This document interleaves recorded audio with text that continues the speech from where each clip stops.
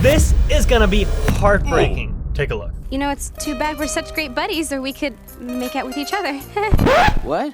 Nothing. This is literally every friend zone conversation that's ever happened. Adventure Time took it, went ahead, and made it into an episode. The results were pretty mixed. People either loved it or they hated it. The exploration of the topic? Brilliant. The way they do it with very naughty but family-friendly metaphors? Super brilliant. But the conclusion and the whole moral philosophy of the whole thing are just kind of icky to me. I used to be pretty meh about the whole thing, but now I'm like, what the f? That being so, let's get the recap out of the way. So first off, Finn is 14. It's a weird age, full of hormones, physical changes, and frustrations. If you've gone through it, you know what I'm on about. Finn has also just gotten dumped. His dad abandoned him, and he lost his hand. And at like 14, he's got a lot of hormones and all the things that come with that. He's feeling a lot of bad vibes right now. His flower is drooping. So to solve the problem, Finn decides to make out with as many girls as possible to reach a good vibes saturation point. Making out is a less hardcore metaphor for, well, you know what I'm talking about. So his hand is replaced by a flower, and that flower is droopy. So he goes to Dr. Princess, and she gives him some advice. Finn, flowers thrive on good vibes. As your doctor, I'm ordering you to go out and have fun. Now, given the kind of fun 14-year-olds like to have, Finn takes the doctor's advice and tries his luck with her. Finn, I don't date my patients. Bummer! Finn leaves in a half-walk, half-crawl, dragging his head and back across the ground. I mean, he's singing Lost in the Darkness. It's a very sad song, but sadly, I can't play it here because I'm scared of a copyright claim. You're just gonna have to imagine it. Now, if you're having trouble imagining sadness, just go ahead and think about how much the government loves you. I don't care if you think I'm Satan reincarnated.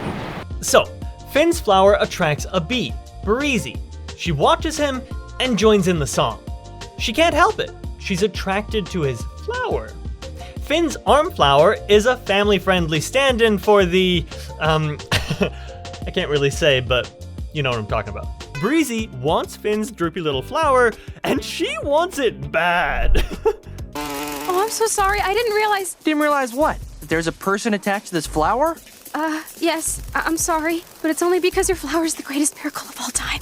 It's just doing something to me. Homegirl's a goner. This is an uncomfortably accurate portrayal of attraction. I'm just gonna assume that you've experienced attraction at some point in your life because the rest of this won't make any sense if you haven't. Now, attraction is not something you choose. It's just a feeling that takes over your body and turns you kinda stupid. You see that one person and you just forget to breathe. You forget your manners, you forget to look away in time, and you get caught staring with your mouth open because your teeth help you see better. And when she catches you staring, you turn your head so fast you almost snap your neck. And then, guess what? You look again and again. You finally psych yourself up to go talk to her, but then you run out of courage halfway there, so you just walk past her and pretend you were going to the bathroom.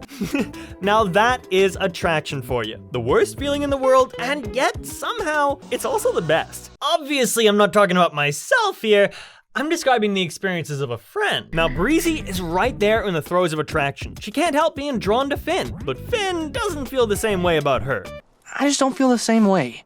I don't feel anything. Breezy follows Finn to a party. Finn wants to make out with Crab Princess, so Breezy steps in and helps him make it happen. But now Finn, he still feels nothing after making out with Crab Princess. I made out with Crab Princess, so that's Grease. But really, I don't feel nothing. Maybe if I made out with lots of girls, I will feel something. Maybe I'll reach a good vibe saturation point. And then my flower will feel good too. Finn's flower is, you know what it is. I mean, they're really packing in the P&L euphemisms here. Making out is also a euphemism. It's a less hardcore metaphor for, you know what. Putting that in a show targeted at kids is unhinged. I suppose that kind of thinking is why I never had the makings of a children's entertainer. But we are getting sidetracked here. We were talking about Finn and his quest to make out with as many girls as possible so he can reach a good vibe saturation point and make his flower feel good. Okay, Breezy is hopelessly in love with Finn, so naturally, she helps him. Yeah, wingman. I'm a girl, but all right. Let's wingman you some makeouts. Finn makes out with Lizard Princess, Muscle Princess, and Lumpy Space Princess. I didn't wait infinity for a dip in the kiddie pool. We're taking this to the deep end. Some people interpret this as a lumpy space princess forcing herself on Finn. That's not really the big controversy here. The bigger controversy, and my main problem with this episode, is mostly about its moral philosophy. And we're getting to it. After watching Finn make out with half the princesses in the land of Ooh, Breezy works up the courage to shoot her shot. You know, it's too bad we're such great buddies, or we could make out with each other. What? Nothing. Like most of us, Breezy chickens out when Finn fails to jump at the opportunity immediately. But she keeps trying. I'm actually a virgin queen bee. Once I drink of the royal jelly, my carefree days are done. Whoops, I tripped right into you. Yep, that's right, Breezy is doing her best to sell the bestie act, but she's failing miserably. Her feelings for Finn keep shining through. It's awkwardly cute and painful to watch. This storyline kinda starts going off the rails when Breezy rides Finn down a waterfall. Whoops, I tripped right into you. Everybody's having fun.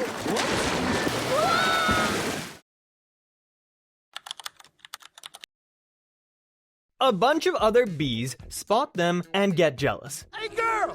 Girl, I know you can hear me! Girl, get back to your hive! Breezy and Finn tell the bees to shove it, and the bees respond by attacking, obviously. Finn can't handle it. The bees sting him everywhere, and he just screams helplessly, until Breezy comes to the rescue. I jacked some royal jelly from their hive! Jacked some royal jelly? That's an absolutely filthy phrase. Please don't try to visualize that. And Breezy doesn't jack the royal jelly. She puts it in her mouth and swallows. Filthy euphemisms are heavy here, but long story long, Breezy loses her virginity and transforms into a queen bee. All for Finn. She scares off the other bees and finally confesses her feelings directly. I've become a queen to save you, because I love your flower and I think I love you. But Finn doesn't feel the same way. He's never felt the same way. You know, I'm trying to keep it casual, Bee. I just don't feel the same way. I don't feel anything. But I royal jellied for you. This is utterly heartbreaking for Breezy. Losing your virginity to a dude only for him to tell you he wants to keep it super cash has to be crushing. Obviously, I'm not going to pretend to understand I know that feeling, because obviously, I never will. I'm a dude. 90% of us lose our virginities to our right hands. The other 10 the left. Except me, of course. I'm special. 2 fingers were enough. I didn't need the whole hand like some show-offs over here. Now, as crushing as this experience is for Breezy, Finn is too self-absorbed to care. I'm lost in the darkness, Breezy. While Breezy is processing her heartbreak, Finn goes off to make out with Lumpy Space Princess, because this has just been a numbers game for him all along. Maybe if I made out with lots of girls, I will feel something? Maybe I'll reach a good vibe saturation point. And then my flower will feel good too. Despite all this, Breezy still loves him. After his makeout session with Lumpy Space Princess, Breezy shows up to sing for him. But when Finn looks at Breezy, he doesn't see her. He sees Princess Bubblegum. That's the girl Finn truly wants. He's got a massive crush on her for like most of the series. The song, True Love, the hallucination of Princess Bubblegum, and everything else in the scene cure Finn of his bad vibes. My hero, arise, let love be your guide. His droopy flower grows firm and stiffens into a massive tree. Turns out Finn is a grower, not a shower, guys. His wood then explodes. Whoops. And it leaves behind a yellow jelly. Now, that's just gross, but what the hell do I know? Breezy is watching all this when Finn's flower finally falls down on her forehead after the explosion. She grabs it with both hands and kisses it. Oh, okay. Then we cut to the credits. Half the audience claps and the other half scream in rage. At least, that's what I imagine happening. Now, when I first watched this, I was a dumb teen and I clapped. Rewatching it as a slightly less dumb 20-something is an entirely different experience. I watched it for entertainment when I was younger, and I still watch it for entertainment today. But the morality of this episode is all sorts of wrong. Engaging in meaningless hookups like Finn is obviously not going to fill whatever void you feel in your soul. Finn discovers this through his experience. This episode was written by Jesse Moynihan, and he says it was based on his own experiences, so he discovered this through experience as well. But it's still a selfish morality. Hookups aren't only bad for you, they're bad for other people too. Finn is portrayed as the only victim of his actions, while all the girls that he uses to fill the void he has inside are completely ignored. He has no empathy for them or what they go through as a direct result of his quest to make out with as many girls as possible. Finn is the bull in the china shop of these girls' lives. Instead of showing all the stuff the bull smashes, Adventure Time only shows us the scratches that the bull has gained from all the smashing.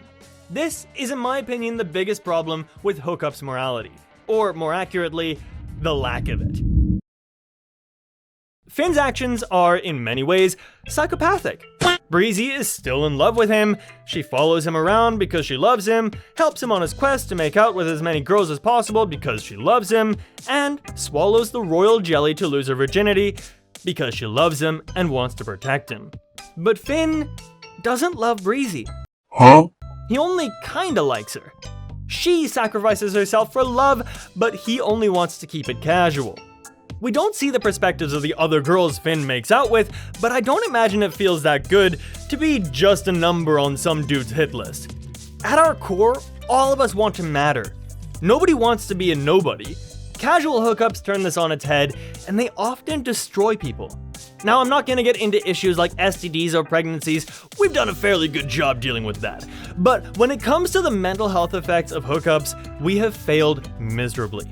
Casual hookups where everybody is happy can and do exist, but they are fairly rare.